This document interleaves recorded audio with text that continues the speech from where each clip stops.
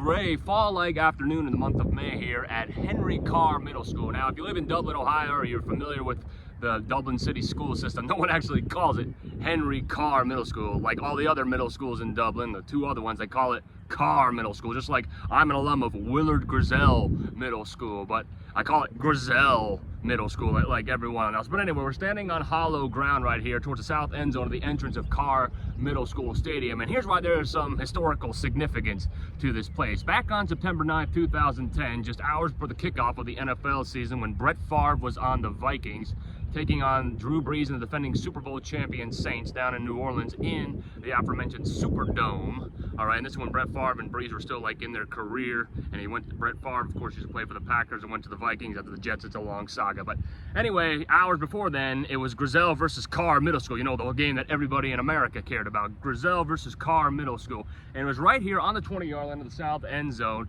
All right, I was playing for Grizzell, of course, and we had it in the bag, right? We were playing Carr Middle School.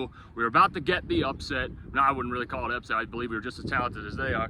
But what happened is they were lining up to kick a game-winning field goal, right? Which, you know, middle school, I didn't even know they had field goals. But the point is, we're about to win the game. They botched the snap, and their best player, he knows who he is, number 7 for Carr Middle School back on September 9, 2010 and 2010 in general, picks up the snap, runs right here. This is where the field goal is attempted, right here on the 20-yard line, folks. So he runs right over there and runs into the corner of the end zone for the controversial game-winning touchdown. It was a total a penalty call at first that the refs missed, of course. They sent it to New York for review, so that's why this place is significant for me. I would remember standing there on the sideline, jaw dropping to the turf in awe that they botched the snap and win in the most miraculous fashion. Number 7, I'm not going to mention any names, he knows who he is, gets right into the corner of the end zone and scores the game-winning touchdown on the botched snap that led to the Carr victory over Grizzell. And then we all went and reconciled at BW3's just down the street of Perimeter Road and watched the Vikings take on the Saints to open the 2010 NFL season. But remember, that day of significance was more focused